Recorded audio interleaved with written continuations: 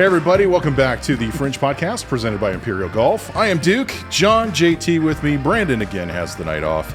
I think he wanted that's off. Brandon. That's Brandon? Yeah, he can be Brandon tonight. He's slouching too much. That's not Brandon. That's true. He doesn't have good enough posture.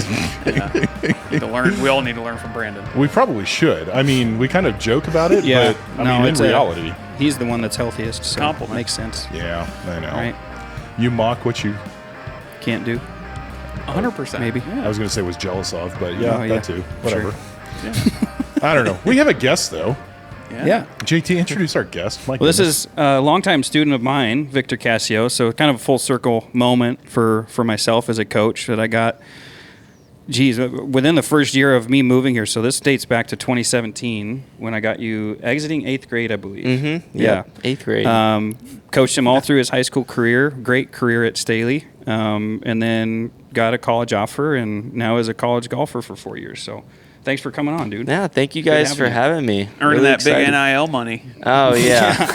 Yes. Dozens of dollars in NIL you money. and I have the same amount of NIL money right now, Oh, Oh, how do you know? that's to my knowledge. I was gonna say, John got a 5 spot last year, so just, Yeah, Well, I'm, if you- I'm still waiting on mine. If you could, dude, talk a little bit just about, like, from your own personal standpoint, going from, like, high school golf to college golf and how different that was for you. I know you started at one college and then transferred to William Jewell, where you're at now. Set to graduate, I understand, Yes. this year? Yes, in May. Cool. Be done in Are May. you excited for that? I mean, yes and no. Yeah. I mean, it's like I've just gotten into such a groove over the last 3 years, you know, getting to play as much golf as I get to play and being with my teammates and Yeah. going to school and, you know, all that stuff. It just gets so predictable, which is how I like it. You know, I don't like new things kind of coming my way and having to readjust. So it's exciting to see what'll happen in the next however many years, but I'm going to miss a lot of what comes with getting to go to college and, just being a college student, especially a college athlete. You know, I love being a college athlete. Yeah. What's your highlight so far? Like moment or like my favorite thing? Just in general, like you can have a moment or what you like consistently about being a college athlete. You're just always getting to chase, your best self, which is what I love, whether it's the course, the weight room, the classroom, you're just always trying to figure out ways that you can better yourself. And it's been really cool for me to kind of see that in the last year. I feel like I've made a lot of really positive changes in my game. And especially once you get to college, when you're in high school, you kind of don't understand, how so many things outside of the golf course, like time management, diet, exercise, that kind of thing. You don't really have a good understanding of that until like Jewell does a really good job of making sure you know how those things off the golf course directly impact your performance on the golf course. So it gives you like a much more dynamic understanding of how to be at your best. And so that's kind of been my favorite thing about being a college athlete is you just get to learn so much more about your own process and kind of how you can drive your own results that way.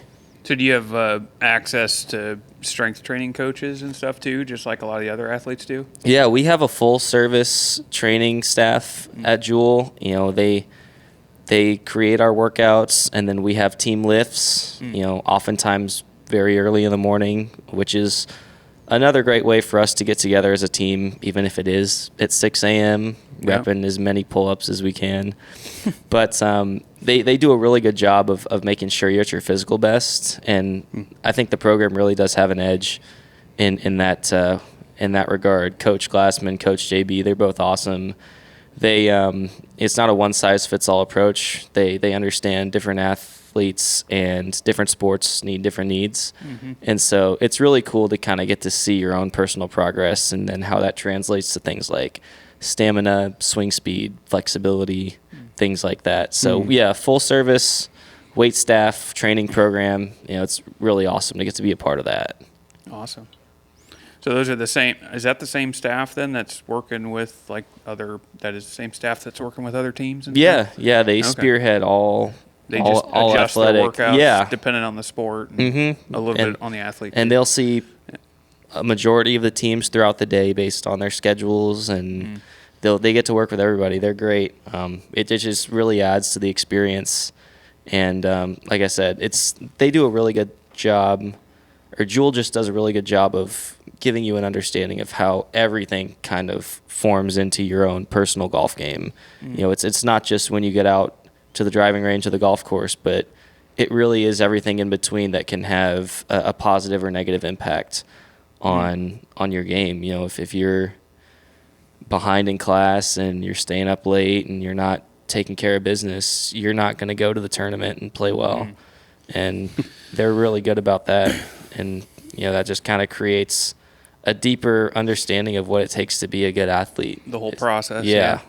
Yeah. So for the viewer, and a lot, especially if we have any younger viewers that are hoping to get into a college sport, but specifically golf, I think what I've heard in the past from some of my own students that achieved college level golf is they're just not prepared for the intensity of it. And that can mean the workouts and the schedule, but you go from high school golf, which is often much more relaxed and kind of open, and you just do your own thing. Exactly. And there isn't really necessarily a lot of expectations. Right. And then college is like this whole nother step up. Can you speak on that a little bit too? Yeah, everybody's good in college. Yeah. And you can't really say the same for that. I remember you and I talked about before my first year. It's I was kind of playing the 4-5 bag, and you're like, just so you know, a lot of teams are only 3 or 4 deep. You're going to get with a lot of guys who are just out there to miss class and get to go play golf. Yeah. And saw a lot of rounds over 130 my first year in high school. In high school. Oh, okay. In high school. Yeah. No. High school. That's still not surprising though. Yeah, but it's like you just said, guys are out there to just kind of hack at it, miss class, and have a good time. And then when you get to college, everybody's good, but more importantly, everybody has a plan. And that's kind of what you realize is if you want to, tread water, let alone try to pass some of these guys up, you really have to figure out what the best process is for you, and you really have to give it your all, especially, in college when you're not living with your parents anymore and you're on your own. You're trying to figure that part out, by yourself. Yep. Especially I went away to school for a year, and all of a sudden you wake up and it's just you. And so that just adds another element, especially for younger players. Yeah. So it's just a lot more to consider. It's really just a lot more on your plate, and coaches are good about making sure that you take responsibility for your game, and they expect a lot out of you, because that's really what it takes to excel at that level. There's a lot of good players out in college. I remember my first ever tournament at Kansas Wesleyan, I think 16 or 17 under over 3 rounds won. And you really just can't fathom how good these guys are. And that's, that's NAIA. You get to Division 2 and 1, and it's these kids can play. Yeah. So you really have to account for that. Less crazy disparity in golf, though. I mean, in other sports, there's a more stark difference between a Division I athlete and an NAIA athlete. In golf, you get, nobody would know that you're playing in an NAIA school, small program, and they're putting up numbers like that. You wouldn't assume that. You would think it's leveled. But in golf, that's, especially in men's golf, more than women's, right? But in men's golf, the depth is so intense there through all levels of college. Plus, it's international. So, the men's game is so big because if you've got a decent program, as we've seen with Park, another local program here, they've got 2 or 3 international students, right? And so when the game is more global, suddenly you've got someone from Australia and someone from the UK or Spain or something. That eats into those scholarship offers, right? And so, when Tony was coaching at Park and we would talk with him about that stuff, just the realization of what a full ride really looks like. It's not really a thing.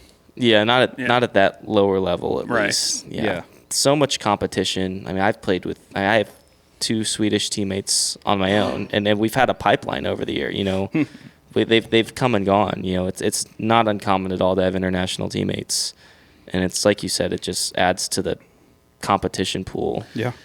that level, like an NAIA, do you get, you said pipeline, do you get some kind of recurring then connections from like academies or different schools overseas? Is that a thing where they'll like start to develop a reputation? I don't necessarily know at that level, but I do know like William Jewell, we've started to kind of, Southwestern Community College is an area where we've really started to focus on guys, because we have 3 guys on our team right now who have come by that way. And so you really do start to kind of form these relationships with these schools, and it's kind of cool to see the different institutions that you start to look for talent there, and it's not uncommon to start to look for different things like that, at least in my experience, because that's been something that's been consistent in my time at Jewell, especially with Coach Sager was the old coach at North Central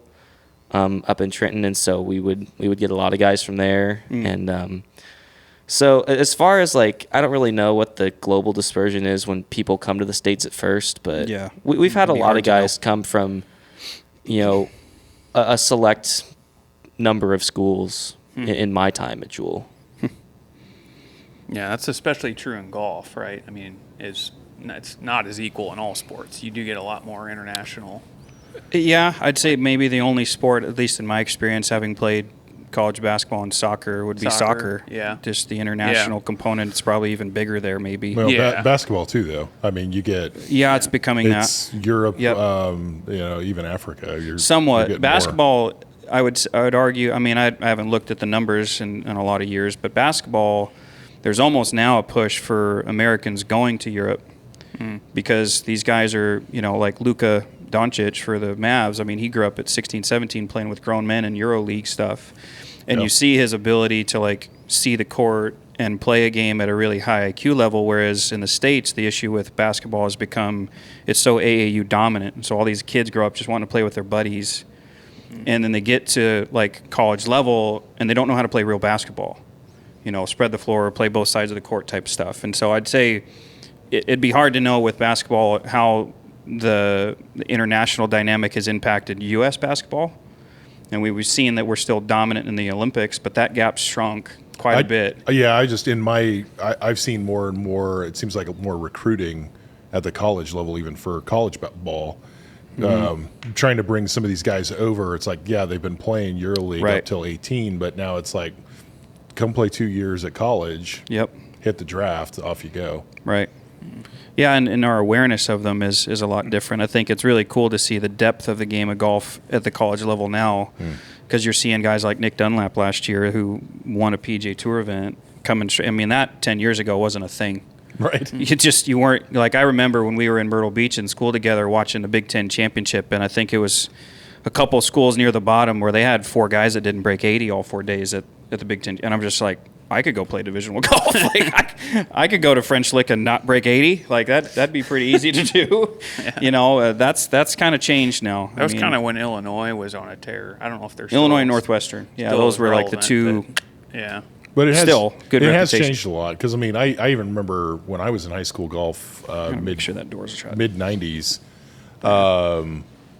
Like, I went to state twice, averaging roughly 80, 81. Oh, yeah. Like, you don't do that anymore as a high schooler. No, not in men's golf. No. Hey. Well, it's just it's stating facts here. Well, especially like you're right. It's in the 70s. Yeah. Especially now, like you start to see like the COVID boom, and now all those kids who started playing golf. Yeah. When there was nothing else to do, you see so much of that, and you can see it in the scoring averages. So like my brother right now, he talks about the kind of scores that are going to state, and it's a big difference from when I was in high school, because all these kids who just started picking up golf clubs with nothing else to do 4 years ago are now getting to being high school students, and that's just, you start to see how some of the rise in popularity from that is starting to impact competitively. Oh, I played. Damn it! 82s aren't relevant anymore. No, I played. Depends on the year. This summer, I played the weekend before the U.S. Junior amateurs at Paradise Point, and so I got paired with a couple of kids, and like I actually genuinely got excited like on the 15th hole when I finally outdrove the 13-year-old. Like these guys are just bombing it. Yeah, it's interesting to see that golf is now And way drawing straighter. a lot of the better athletes. You know, we've seen this kind of, you know, take different forms over the years. You know, 50s and 60s boxing had all the best athletes, right? And so you just kind of see this evolution constantly. And I think with the emphasis on getting out of contact sports, what I've noticed with a lot of parents these days, they're so terrified of putting their kids in football and hockey and stuff. And I get that. I grew up playing all of them, so you know it's hard to know what kind of damage that did to me as a kid, but you know, keep your comments to yourself. But I was about to say something. I was like, right on the edge. I was trying to figure out See it which coming. of 3 jokes I was going Oh with. man! Yeah. But no, I think genuinely when you're talking about like that was only 4 years ago, and yet we're seeing the impact 4 years later with scoring. That I think is just a testament to the quality of athletes that golf is now attracting. Well, So- when I was you know, first starting to come in here, you know, the only kids that I knew who played golf in any capacity were the kids who like played golf, like played tournament golf. Yep. Like it was me and 1 or 2 other kids, and that's all I knew. You know, not just tournament golf, but people who played for fun. And so over the years, it's started to become more of like a competitive draw. And then I think, to your point, I think people are more aware of how an athletic body can help you on the golf course. Totally. Like Yeah. so much of it just feels to me like so much more normalized. Maybe that's just because I'm always at a college setting playing with other college athletes, but it just feels so much more normalized for like golfers to get in the gym.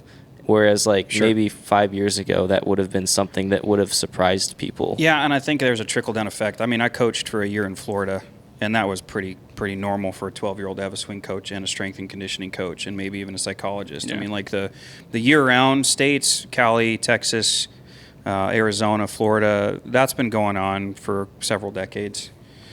When you get to the second-tier golf markets that like kind of like we're in here, then Less care. we're seeing in those like small, you know, you got 8 months if you're lucky to play golf. And so I think what's interesting now is people are taking that more seriously in the off months, so to speak, to your point, like the diet, the nutrition, the workouts, all that stuff, to where it's like, no, this isn't off season. This is now I get sharper. And so I hit next year kind of on the ground running. And we've kind of just from a, you know, 10,000-foot view as an institution coaching wise kind of pushed that narrative for a decade of just you don't have to put the clubs away on Halloween and pick them up again in May. Like you've got 5 months where you can improve and then take it out.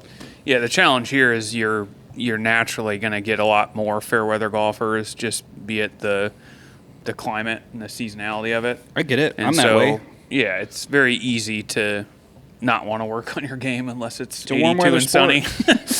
Yeah, it is. But I mean, it's the infrastructure too around it. So the COVID boom is a big part of that because you're seeing also a lot more golf businesses and they keep popping up You're right. and expanding. Like now the golf ranch that's expanding on 435. right. It's just one more example of many where you have simulator places are becoming a standard thing now. And again, that was always kind of true in certain cities and certain climates, but more so now. It was still boutique, though. I mean, It was still boutique, It was pretty rare. Yeah. It wasn't Right. like every town had their own simulator place. No, but now it's like if you can put a bar with, you know, a few simulators, that's becoming almost like real a money. normal business, normal business operation. Yeah. So, and then not to mention the much bigger places like the Top Golfs and Tee Shots and stuff like that. Hey, you throw Angry Birds in the mix, I'm there. That's so random. If I could get Angry Birds on the course, I think I'd be a lot better. Angry Birds version of golf? Yeah. That actually sounds intriguing. I'm just saying. I was gonna say all I have is questions. So I'm gonna say you give me some pigs to aim for, man. I'm on it. So let's go to some of your tournament growth, dude. I know you got into some events here this last year and actually performed pretty well. I know you had texted me after one of your personal best rounds. I'll let you talk more on that. But what's that growth been like for you the last few years? Yeah, it's First of all, it was equal parts physical and mental. I think in the fall of my junior year, so fall of 23, especially going to a new school, I really struggled with the idea of like the transfer mentality of like I have to come in here and prove to the players and the coaching staff that prove your worth. Adding me to the team was a good idea. And I just played very tense. Had a really hard time relaxing. Understandable. And then was trying to mess with some swing changes. Okay. Started seeing Tony actually early in the summer of 2023. Right. Saw him for all of 2 weeks before he accepted his current job at KU. KU, yep. And so but he referred me right away to John Richmond out at Heritage Park. Okay. And kind of saw some growth there in the summer, but admittedly I didn't go as consistently as I should have. It's a long drive from my house and just things like that. Work didn't really prioritize it as much as I should have. So just battled a ton of inconsistency until I really actually decided that, maybe in the off season, I really need to see this guy consistently. And the winter could be a good time to make some changes and, not just with the swing, but I really need to reevaluate how I'm looking at Victor, the golfer. And I think the biggest thing was separating my worth as a golfer from my worth as a person. And I really have struggled really my entire golf journey. We empathize with it though. When you see those scores next to your name, you can't help but kind of get upset if you feel like you've been practicing a lot and it's not translating. Especially within the golf community. I think it was really just giving myself more grace is the best way to put it. And then got out, started qualifying in February and March, and was hitting the ball a lot better, and more importantly was being a lot less critical of myself. Still evaluating everything, but not taking it personally. And then got to go to Oklahoma in that March. Felt like I really played well. And then we had an event out at Sycamore Ridge at mid-March or so. It's a fun track. Yeah, lots of fun. And then the first round, actually, we only played 14 holes the first day because late start, it was really cold. The sun still wasn't up for most of the day. And so we played 14 holes, and I was maybe 6 over or something, and was telling myself, all things considered, it could be a lot worse. I'm hitting the ball good. Yeah. If I can get a couple putts to go, then we'll feel really good. And then got out the next day, played 15 through 18 in the final round, or in the first round. And it actually really didn't hit it that great. I think I made 2 pars, 2 bogeys, and then got to the second round, and it was just one of those days where everything that could go your way went your way. Made everything, hit a ton of greens, hit a ton of fairways, holed out from 160 on my second to last hole at 4 under. Just thinking if I could get in 68, what tremendous progress that would be from where I started. And then the next thing you know, hold out for eagle, and that's just when you're like, what, maybe it's just my day. Yeah, right. and that was probably the biggest breakthrough. And it was so cool because that's like a direct indication that your work is working. Yep. And that just really freed me up so much more. I was just telling John, being 2 or 3 under doesn't scare me anymore. As much as it maybe would have, earlier. You feel like it's gonna all be given away at some point, and now you kind of realize you can go through rounds like that, and it's okay, and it's within the rules to be under par. That's kind of but it takes, that is allowed. Most by the way, normal people it takes years to learn that, if you even ever do. It took me years to learn it, and so now being 1 or 2 under and deep into a round, I haven't learned it yet. It's just like a giant weight gets off your shoulders, and so that was kind of the culmination of that day, where it was. A good ball striking day, a good mindset, and really that's just kind of propelled everything that's happened this year. I've found so much more consistency. I'm being a lot more forgiving of myself on the course, regardless of the result. And it's also just made for a more fun experience, Sure. outside of score. Yeah. So it's been a really cool last year or so to kind of see the progress. It's just an outcome, right? Like that. There's nothing more to it. One of my favorite players, Xander, is like the epitome of that. He talked about that when he'd won the Open championship, and it's, in his own words, he was just like, I know this is hard for you guys to believe this, but this is just a result. He's like, it's a really fun result, and I'm going to celebrate it, but this is just a result. And I think what's really hard for perhaps the amateur golfer struggling to break through certain plateaus, and then the competitive golfer to see like, oh man, I'd kill to just shoot 75. And it's like, yeah, but you're doing this in a tournament environment. And in your case, you'd like a lot, I would assume, like myself as a basketball player through college, kind of wrapped my whole identity around JT the athlete. Mm-hmm. Absolutely. And to become like a young adult and go, yeah, okay, this is just something I'm doing. This isn't who I am. I never figured that out. So I left basketball kind of behind and was just bitter about it.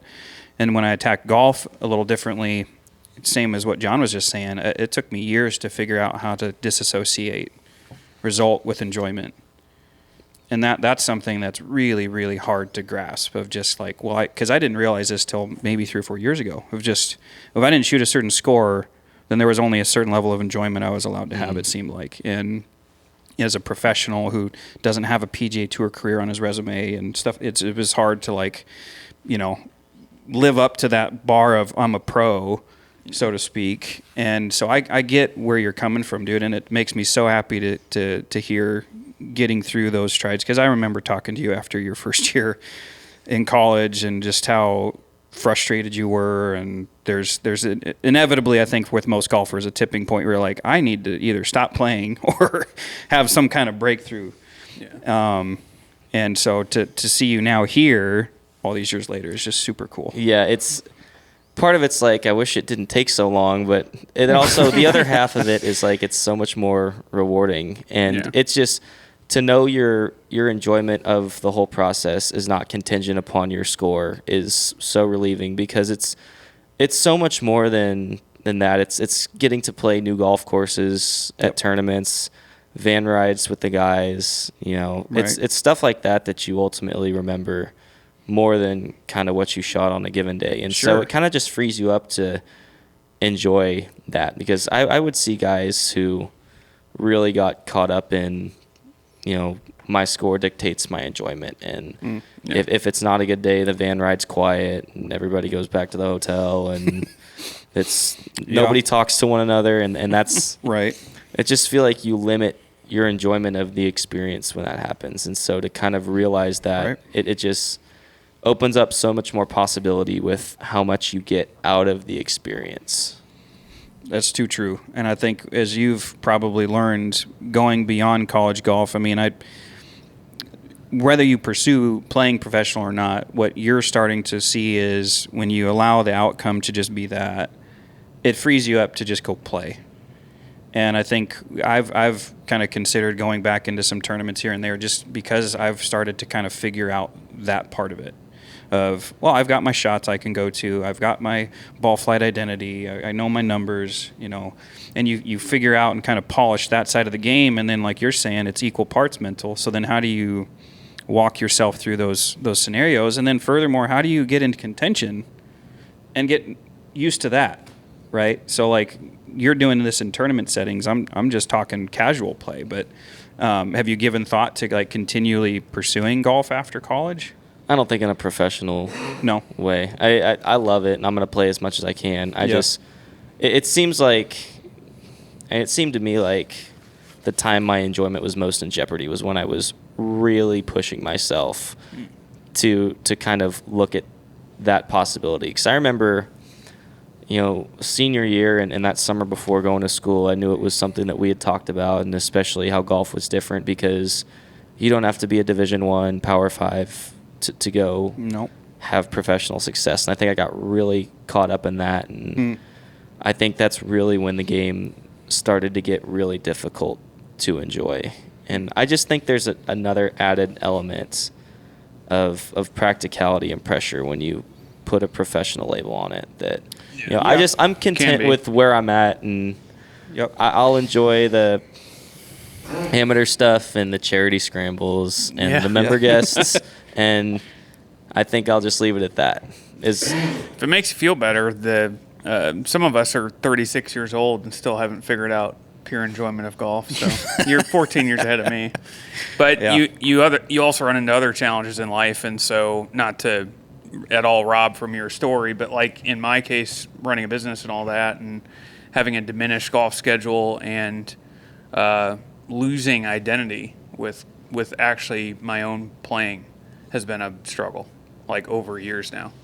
So that's where I can get these rounds where routinely I play well for 14 holes, but I have 4 holes that kind of destroy the round. And that's because it's sometimes hard to let go of that bad shot or that error because you're emotionally tying yourself to the result. Mm-hmm. And that can come back around to haunt you, so to speak, a little bit for reasons you're not expecting. And in my case, it just happened to be career and life changes and not practicing, not playing as much, losing desire to play golf, right? It's like this vicious cycle. Yeah. So if it makes you feel better, some of us are trying to actually relearn how to get to that place. Well, it's not pure enjoyment all the time. It still comes with the struggles. It won't be. Yeah. It won't be. If you're a competitive person, there's a balance. You know, Mm-hmm. I still get frustrated. Right. What I've learned is I don't carry it. The moment I leave the parking lot, it's done. There were years as a golfer, especially when we were all in school together, and I'm, trying to grind and get better and look the part and do all this stuff. I mean, I had breakdowns in the parking lot after rounds where I'm just like, what am I doing? Like, did I make a wrong decision in choosing this career path? Right. Like it becomes a whole life thing. It was, and so to your point, like you have these mental breakdowns, and you're like, man, I wish I'd have learned this at such and such age. What I've learned at now 40 years old is you're going to develop as you develop, and so many of these trying times you went through at KW and then transferring over, like they kind of had to happen for you to have growth, to learn the correct priority for golf in your life, to learn a balance of competitive yet enjoyment. I never figured that out with other sports. Basketball was life or death, and I played like it. So I was super intense. Probably not the most enjoyable person to be around, if I'm honest, on the basketball Not court. At all. Or you didn't on the golf play course. basketball with or me. on the golf. Well, that too. That too. No, in all sincerity, there was times where if I was not playing well on the golf course, like I'm the quiet, silent type. And so I'm putting off a vibe no one wants to be around. I've been that too. I'm just giving you So crap. but it's fair. When you have those bad days, It's fair.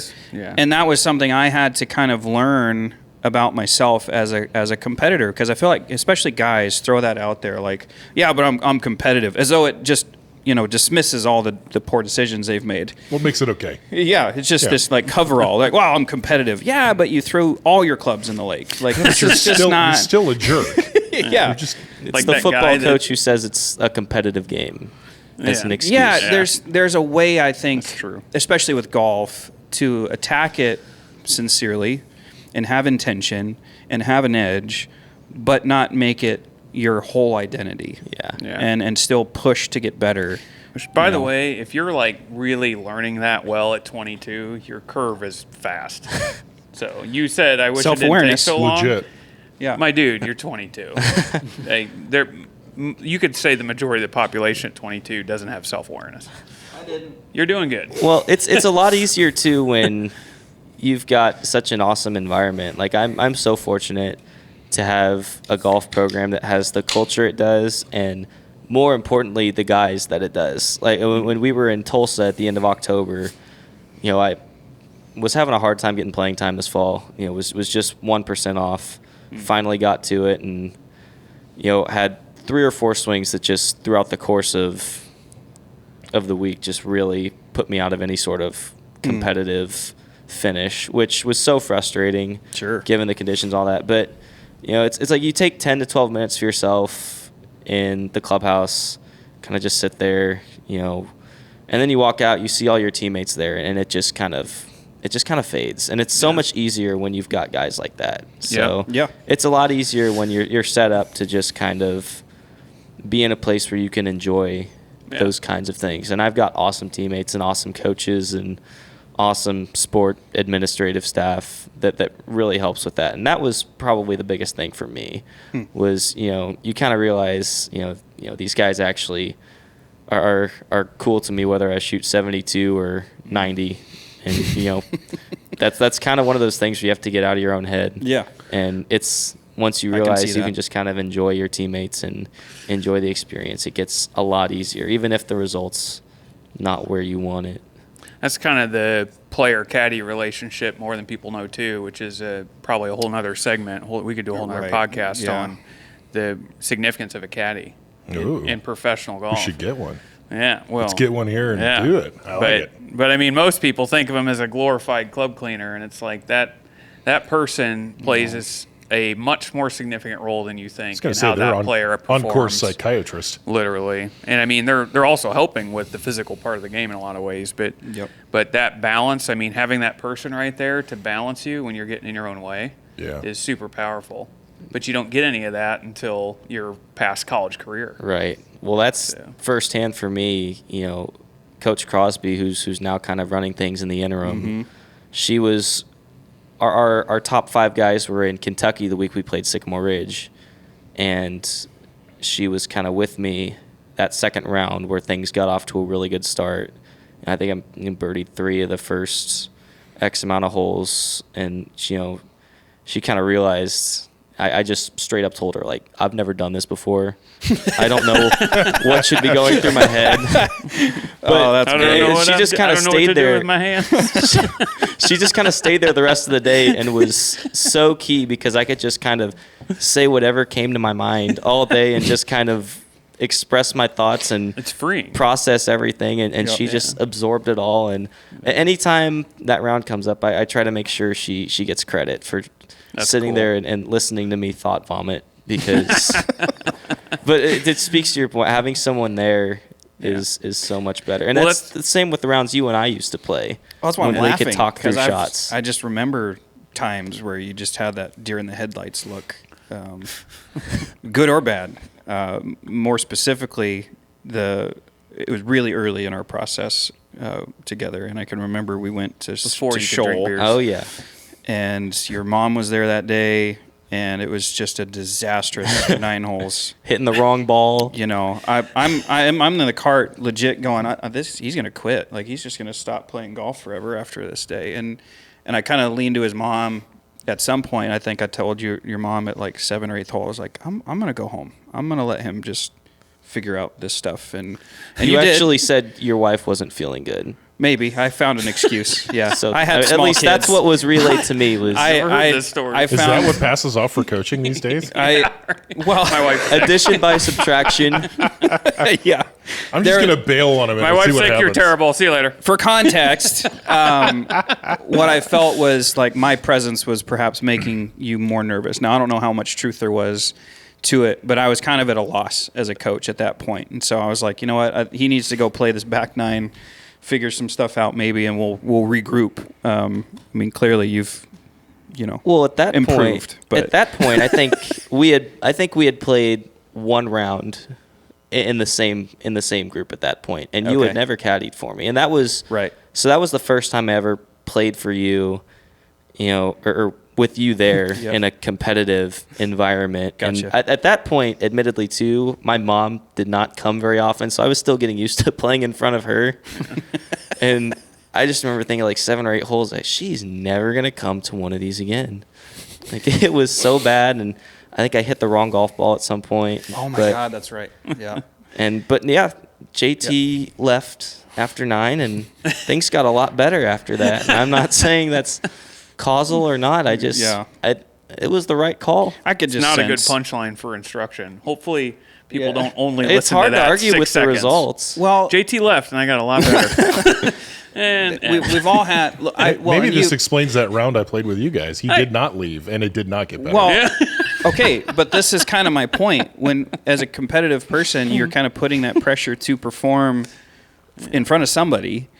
And John can speak to this, because when we do playing lessons, it's not unusual. The golfer we're teaching has a horrible round. Yeah. Like it for whatever reason, they're either trying to show coach they know what they're doing, or they're whatever. Usually we play our best rounds because play we're phenomenal. playing with somebody that's so bad.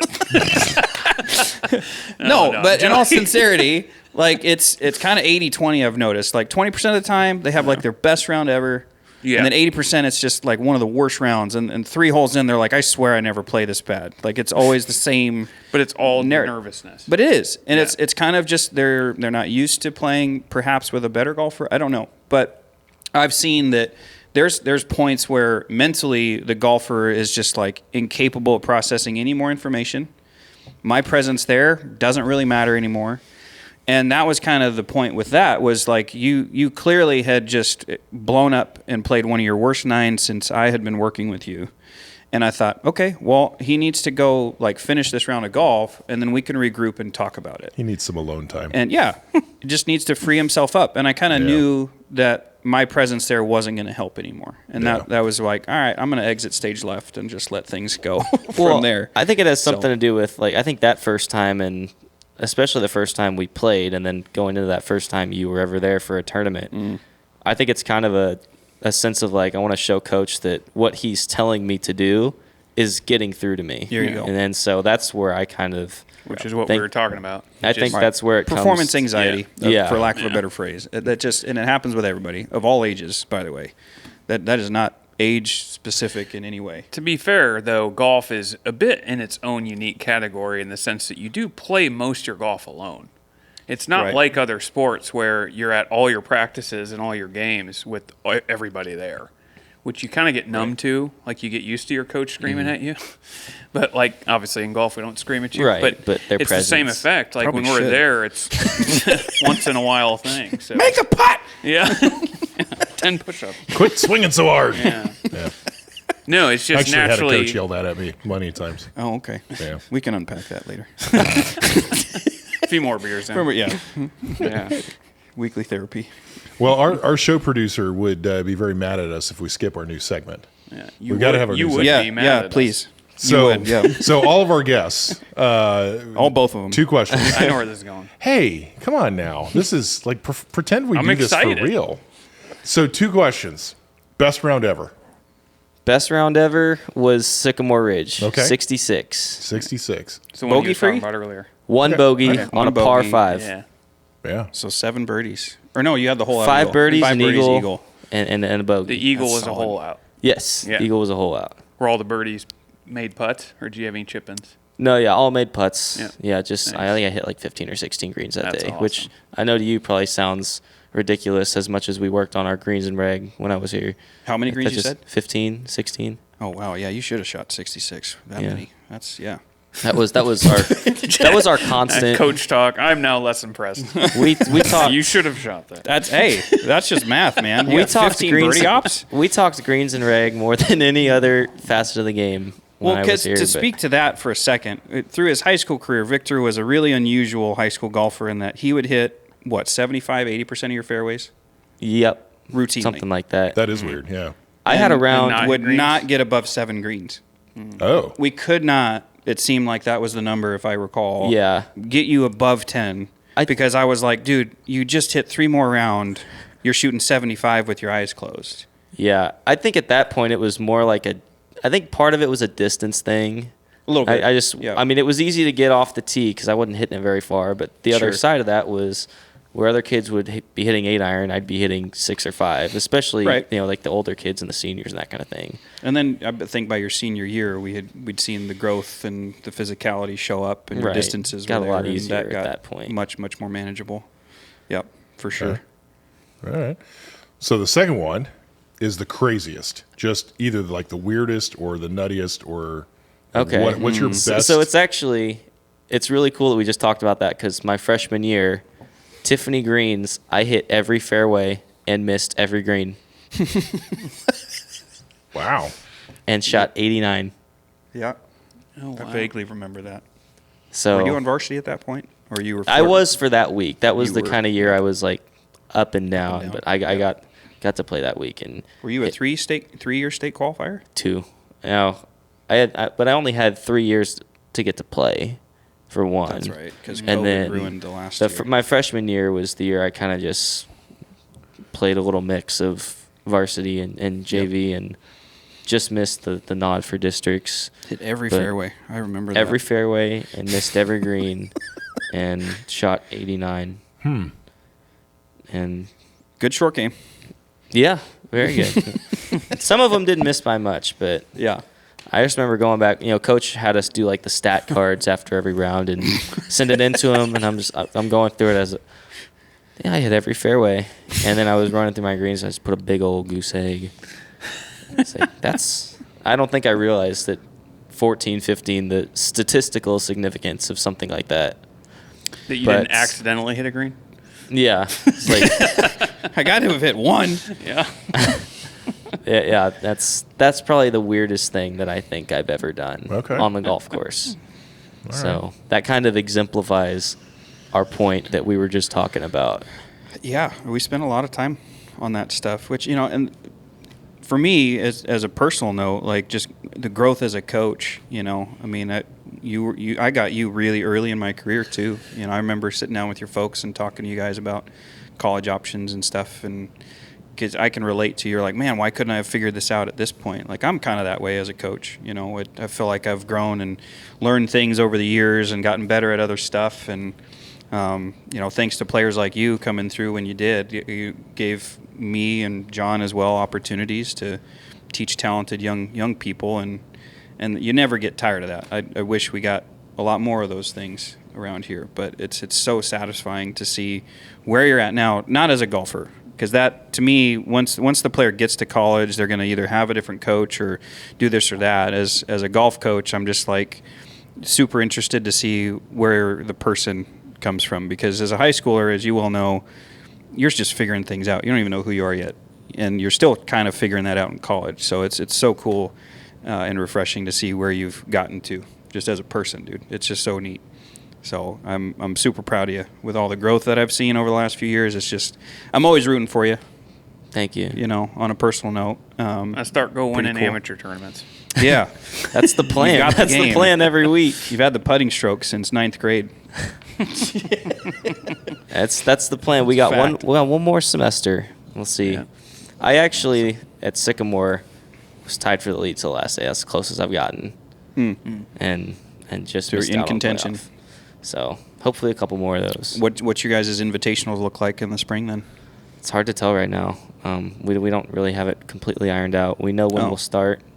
Coach has said probably first, second week of March. That's not established like by August? It usually is, I think, Oh. with our program being in the position it is, with coaching changes and things like that. I think that Gotcha. they have had a couple things had to move around and things like that. But even when Coach Sager was there, we really wouldn't know our spring schedule till January or mostly December. Okay.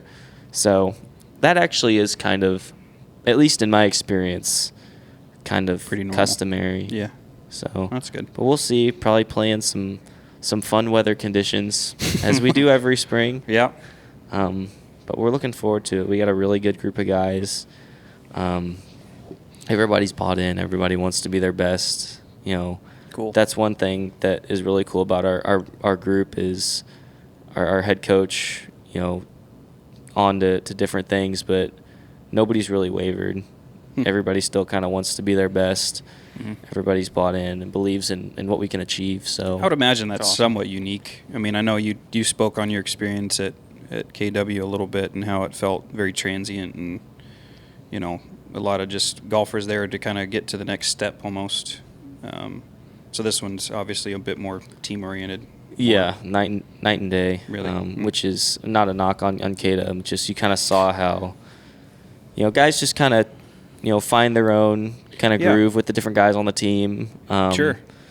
And that's just kind of how it worked out. But Yeah. with Jewell, it really has been like a 1 to 12 thing with everybody. Everybody knows everybody. Everybody likes to play golf with everybody, which is so much fun. It's like I said, there's not a single guy on that team where you get paired with them. You get excited anytime you get a pairing, and it's always cool to see which guys you'll get to play with, just because Yeah. everybody's so awesome and And then, of course, it makes things a lot more fun off the golf course, too. Oh, sure. When you can connect with any one of those guys. That's special though. I can speak to that just having played on different units and teams. I'm sure you guys had similar experiences. You're not vibing with everybody all the time, and so to have a unit that's that cohesive, that's rare. I don't care what sport you're playing at what level. That's just unique. Yeah. That's cool. Well, it's going to get more rare in college with all that's happening because Yeah. it's becoming Culture. such a business now. Right. You Less got to raise culture. your profile. Yeah, NAL is go not for going to help money. that. Yeah. No doubt. Yeah, It can become more transactional just because of it, yeah, for sure. yeah. Right. Well, that's probably a topic for a different podcast. Yeah, we could dive So- into something more deep with that. So, but good luck with everything. Yeah, man. Victor. Thank you. It's Thank you really guys for exciting. having me. Always. I need to get in here more often. Anytime. For sure. Been too long. You're always so welcome. Thanks. Maybe bet. we'll go get out, play sometime or something. Yeah, For sure. you betcha. Very cool. Thanks Well, for coming. Yeah, Thank you thanks guys for joining having us. me. I appreciate it. Thanks to you guys for watching, listening, getting a chance to follow the college career of Victor. So it's very cool to hear The grand stories. finale. The grand finale, yeah. Yeah. Last Get out and dance. see some tournaments this spring. I like it. Absolutely. I like it. Bundle So, up if you do. No kidding. Maybe. I don't know. Last winter, by January, I was playing again. Yeah, it's true. so hit or miss. So Very random. we'll see. But thanks to all of you who are listening and watching and all the things. We enjoy doing these. Hopefully you enjoy watching them. And let us know. If you have topics you want us to cover, we'd like to hear that too. That's a good I like the caddy idea. Yeah. I like getting That's a a good caddy one. in and just having a caddy blow our Gotta find minds one. with the stuff that they think about. Maybe R-rated though. I kind of dig it. Even so. if we can't get an active one in, I mean, we've got some connections to guys that have done it. So, Yeah. Yeah. Let's just go kidnap one off a course somewhere. Yeah, that works too. That'd be great. Use that term. But Yeah. Sorry, borrow one? Is that better? I don't know. But anyway, thanks for watching. Thanks for listening. Make sure you like and subscribe and all the things. We got to get our count up over 8 just to make John happy. So yeah. 95. 95, I sorry. haven't checked. So we want to cross 100 now. Yeah. Is that it? Okay. Absolutely. All right. Let's get John over the century mark. Yeah. I already feel like I am. Thanks for watching. Thanks for watching.